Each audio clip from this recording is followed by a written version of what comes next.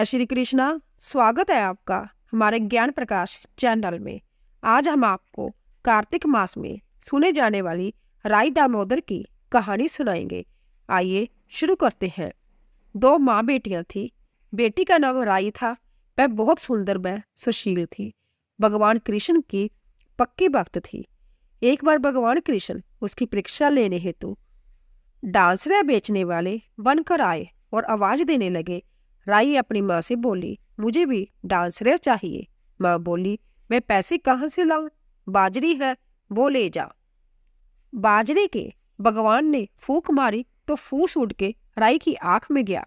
राई जोर जोर से रोने लगी। भगवान वहां से अंतर्धान हो गए।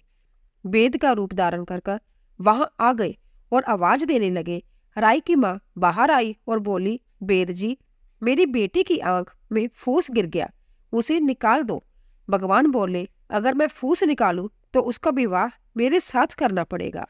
राई की माँ तैयार हो गई, सगाई कर दी। कार्तिक शुक्ला 11 के दिन विवाह निश्चित किया। माँ सोचने लगी, बेटी को क्या दूंगी। सोने की दुकान पर जाकर बोली, मेरी राई के लिए लौंग व बिछियां गढ़ दे। सुनार बोला, मुझे समय नहीं है, मैं तो कृष्ण भगवान के गहने गढ़ रहा हूँ। हलवाई व बनिया वो जहां भी गई उसको यही जवाब मिला। माँ तो घर आ गई, अब क्या करे। वो घर आई, झोंपड़ी महल में बदल गई। आनंद हो गया। ठाठ से विवाह की तैयारियां होने लगी। भगवान बारात लाए। माँ ने खूब ठाठ से राई का विवाह भगवान कृष्ण के साथ कर दिया। भगवान राई को लेके द्वारका गए तो राई के महल में ही रहने लगे। दूसरी रानियां चिढ़ने लगी। सावन में राई पिहर गई। भगवान ने सोचा, राई के 30 बेजू, 7 जरी के बेस वे 5 सोने के गट्टे रखे। 2 हंसों को बुलाया। वे बोले, सीधे राई के पिहर जाना, कहीं मत रुकना। राधा रुक्मण को पता चला तो उन्होंने हंसों को अपने महल में बुला लिया और कहा, थोड़े मोती चुग लो। हंस आ गए, मोती चुगने लगे। राधा रुक्मण ने सारा सामान निकाल उसमें फटे पुराने कपड़े और 5 कांटे बांध दिए। पोटली हंसों को दे दी। हंस सामान लेके राई के पास गए। राई खुशी से नाचने लगी।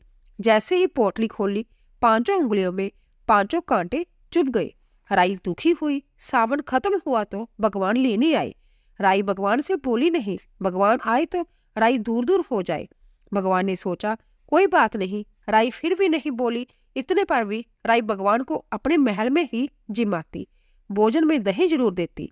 एक दिन भगवान बिल्लो गाना की दही खा गए। अब राई दही खा से सीख रखे। भगवान गुजरी बनकर दही बेचने आ गए। राई नीचे जाकर थोड़ा दही दे दो। गुजरी रूपी भगवान बोले, राई तुम उदास क्यों हो? हमने सुना आप भगवान से नाराज हो। राई बोली, तुझे क्या मतलब, तू जा। तो गुजरी रूपी भगवान बोले, हम सहेली जैसी हैं, तो मन की बात कहो, मैं किसी को नहीं कहूंगी। राई ने सारी बात कही। सुनते ही भगवान को अचंभा हुआ और वह असली रूप में आ गए और बोले, यह कैसे हुआ? मैंने तो जरी के बेस व सोने के पचेटे बेचे। भगवान ने हंस को बुलाकर पूछा, तुम कहीं रुके तो नहीं? हंस बोले, राधा रुक्मण के महल में रुके और कहीं नहीं रुके। भगवान ने राधा रुक्मण को बुलाया और पूछा, आपने ऐसा क्यों किया? वो बोली, आप हमारे महल में नहीं पधारे, इसलिए हमने ऐसा किया। भगवान बोले, आप हमको प्रेम से बुलाते तो हम जरूर आते। फिर भगवान बोले, कार्तिक का महीना राई को दूंगा 5 दिन, राधा रुक्मण को व 11 सत्यभामा को दूंगा। भगवान ने सबको मान दिया है। हे भगवान, राधा रुक्मण राई को मान दिया, वैसा सबको देना।